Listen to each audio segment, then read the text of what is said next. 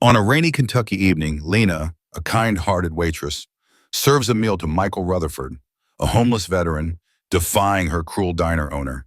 Her act of compassion costs her job, leaving her struggling as the town turns against her. Clutching Michael's dog tag, Lena faces rejection but persists in helping others. Unknown to her, a military vehicle watches her kindness unfold. The next morning, 200 soldiers standing outside the diner, their presence a mystery. Will Lena's sacrifice be honored, or will injustice prevail? The truth about Michael's past is about to shake the town. If Lena's courage moved you, join our journey. Subscribe to my channel for inspiring stories of kindness that change lives. Support us by sharing this tale and typing #unfair to stand against injustice. Together, let's keep compassion alive. Hit that subscribe button now. The rain fell in heavy sheets, drumming against the windows of the small Kentucky diner, its neon sign flickering like a heartbeat struggling to stay alive. Inside, the air was thick with the scent of fried grease and stale coffee, the worn linoleum floor reflecting the dim glow of overhead lights. Lena, a 28-year-old waitress with tired hazel eyes that still held a spark of kindness, moved through the nearly empty diner restaurant, wiping down tables with quiet grace at the end of her grueling shift. Her dark hair was pulled into a messy bun, damp strands clung to her forehead from the humidity that seeped in every time the door opened. Despite the ache in her legs and the weight of a long day, Hershey carried herself with a quiet grace. Her smile remained a soft beacon in the gloom, a touch of warmth for even the weariest souls.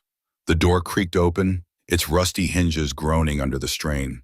An elderly man stepped inside, his presence almost ghostly silhouette against the storm raging outside. His gray beard was matted with rainwater.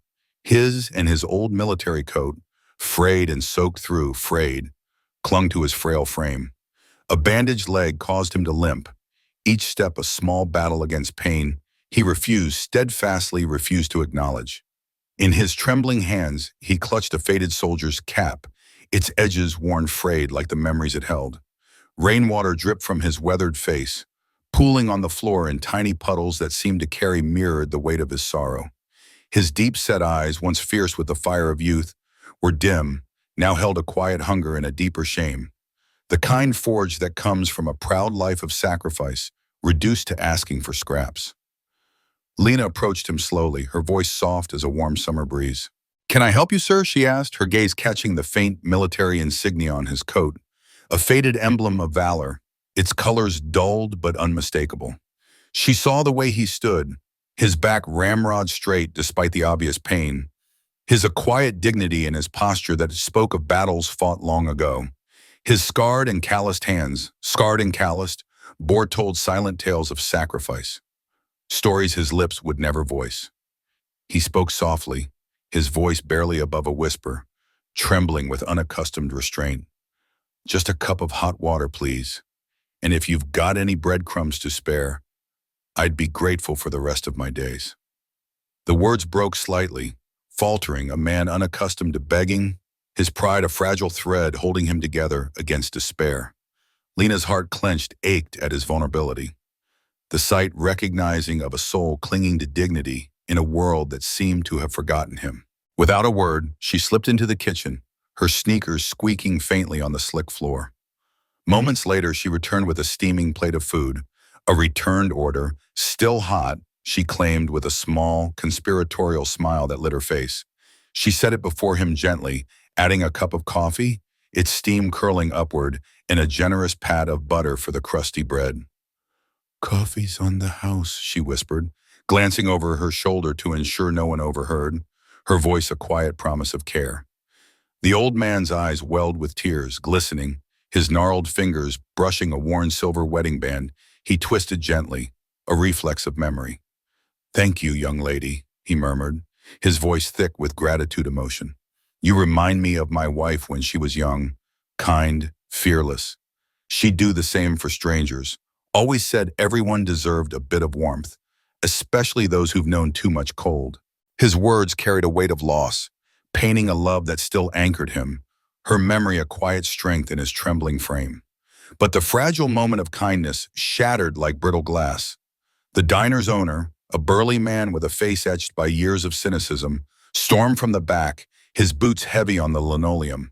His eyes narrowed at the sight of the old man, his lips curling into a sneer. "I've told you before," he roared, bellowed, his voice a thunderclap that silenced the room, reverberating off the walls. "We don't run a charity here." The words sliced through the air, drawing the reluctant attention of the few patrons, their forks frozen mid-bite, eyes darting away. The old man flinched, his cap slipping from his trembling hands to the floor as he struggled to stand, his injured leg faltering under him. Lena stepped forward, placing herself between the two men, her heart pounding but her voice steady, calm as still water. "I'll pay for it with my own tips, sir," she said firmly, reaching for her wallet with steady hands, her resolve a quiet fire against his rage. The owner's face reddened, his fist slamming down on the counter with a force that rattled the salt shakers on the tables. "You're fired," he spat, his voice venomous, words dripping with contempt. "Right now, get your damn things and get out!" Spittle flew from his mouth as he jabbed a finger toward the door, his rage a blade slicing through the diner's stillness. The other patrons remained silent, their gazes averted, their silence a heavy shroud of indifference, heavier than the storm outside. One woman muttered to her companion, her voice carrying just far enough to sting, "That's what she'd do when you bring trouble inside. You get what she gets." Her words cut Lena, but she refused to let them break her. No one stood, no one spoke up. The weight of their apathy settled deep in Lena's chest, heavier than the injustice itself. She gathered her belongings in the pouring rain, her thin jacket a futile shield against the cold. Her dark hair plastered to her face, she clutched her bag tightly, her dignity a quiet ember despite the loss of her livelihood. The neon sign's reflection shimmered in the puddles at her feet, a fleeting echo of the warmth she'd tried to share. As she walked away, the old veteran hobbled after her, his steps uneven but urgent, his breath visible in the icy air. He pressed something into her palm, a worn military dog tag, its metal warm against her chilled skin despite the storm.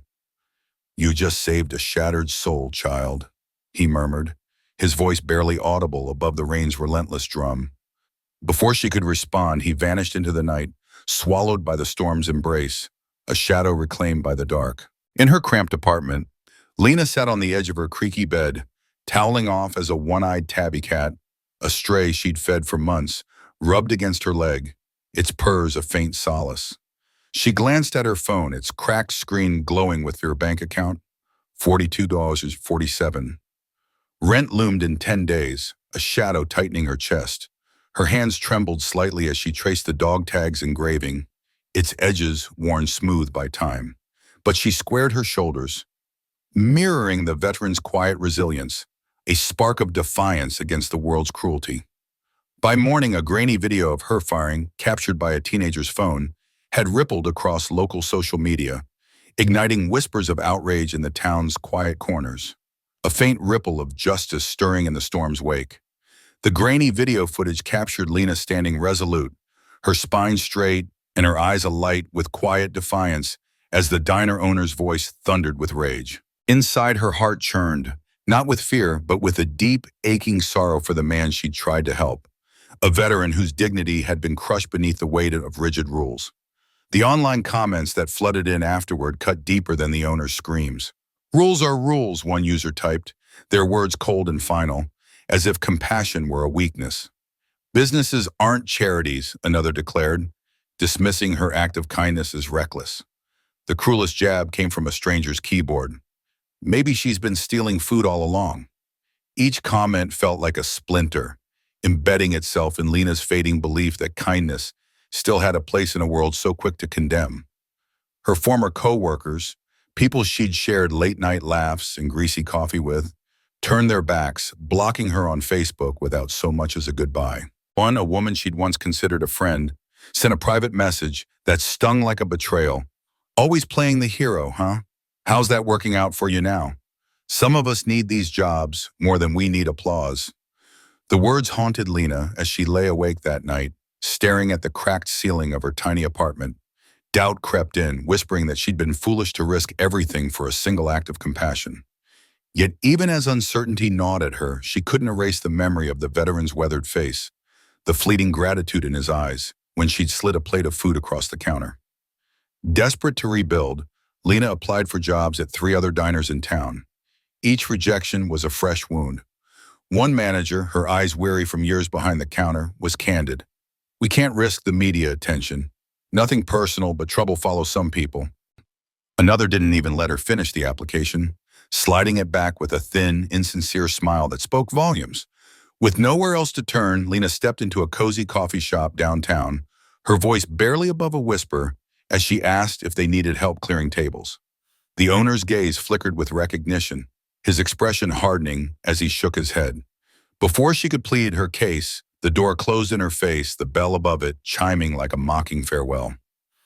That evening, Lena wandered the quiet streets, her fingers tracing the worn edges of a dog tag in her pocket. The name etched into the metal, Rutherford Michael J., felt like a quiet prayer, a connection to a man whose story she could only imagine.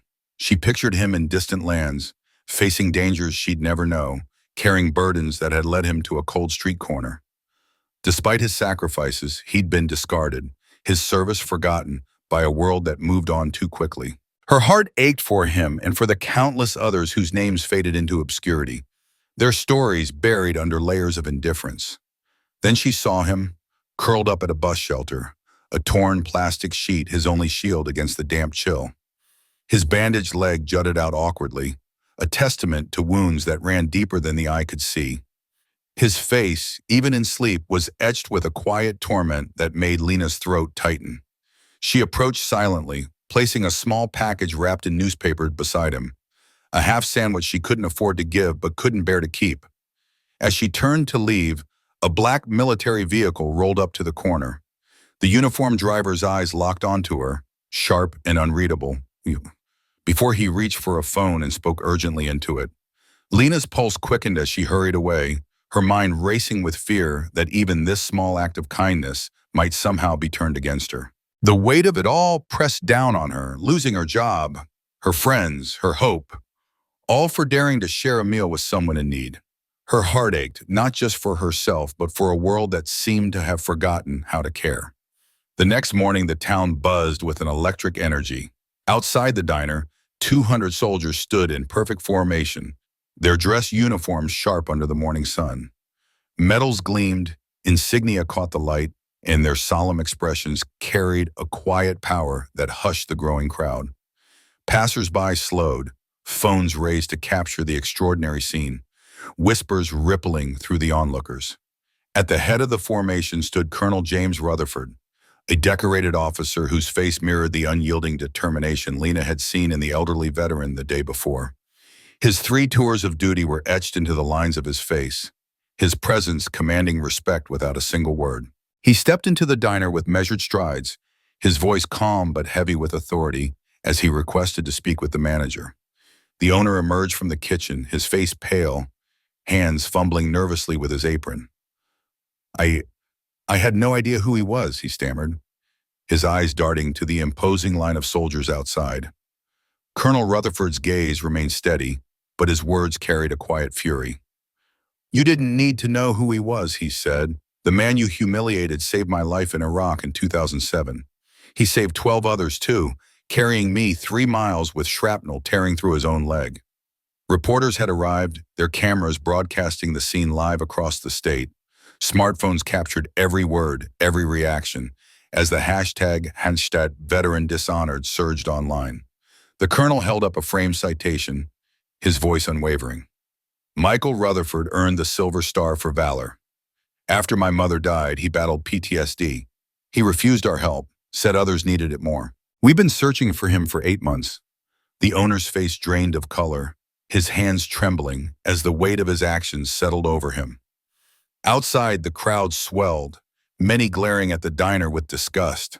Some held signs scrawled with messages like, "Respect our veterans," and "No service here," their anger a tangible force. Lena stood at the edge of the crowd, her heart pounding as she watched the scene unfold. A mix of vindication and sorrow swirled within her, knowing that this moment, however powerful, couldn't undo the pain of the past. But as she looked at the soldiers standing in solidarity, she felt a flicker of hope, A reminder that some still honored the sacrifices of those like Michael Rutherford, even if the world too often forgot. The crisp morning air carried a faint chill as Lena stepped out of her car, her breath visible in the early light. She'd been summoned to the diner with little explanation. Just a curt phone call that left her stomach knotted with unease. Her sneakers crunched against the gravel lot, each step heavier than the last, as if her body sensed something momentous waiting inside. The diner's neon sign flickered faintly, a tired beacon of a place that had once been the heart of the community, but now felt like a hollow shell of its former self. Lena's heart raced, not from fear, but from a quiet intuition that today would change everything. As she pushed open the glass door, the sight before her stole her breath. 200 service members, men and women in crisp uniforms, stood in perfect formation, filling the diner from wall to wall. Their faces were solemn, their eyes fixed on her with a reverence that made her chest tighten. Before she could process the scene, a sharp collective sound pottered the silence, 200 hands snapping to their foreheads in a flawless salute. The gesture echoed like a thunderclap, resonating down the quiet street outside, where passers-by froze, drawn to the weight of the moment. Lena's vision blurred as tears welled in her eyes, her throat constricting with an emotion she couldn't name: pride, gratitude, and something deeper, a recognition of shared humanity. Around her, waitresses paused mid-step, customers set down their coffee mugs, and even the cook peeked from the kitchen, his eyes glistening. No one spoke. The air itself seemed to hold its breath. At the center of the formation stood Colonel Michael Rutherford, his silver hair catching the morning light streaming through the diner's windows. His posture was rigid, disciplined, but his eyes betrayed a storm of emotions: gratitude, grief, and a fierce pride. He stepped forward, his boots clicking softly on the linoleum floor, and bowed his head slightly, a gesture so humble it seemed to carry the weight of decades. "You," he said, his voice steady but thick with feeling, "are the reason my father survived another night. You remind us all who we're truly serving." His words hung in the air, each syllable landing like a stone in still water, rippling through the hearts of everyone present. Lena stood frozen, her hands trembling at her sides, unsure how to carry the enormity of his gratitude. Colonel Rutherford reached into his pocket and drew out a small, weathered box.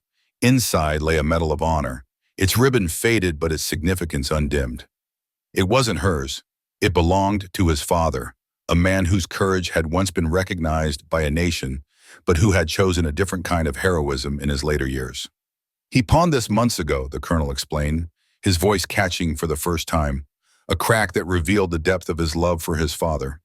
"He said medals don't feed hungry people. He gave it up to buy food for a homeless family with children, because that's who he was." The room seemed to lean in, hanging on his words.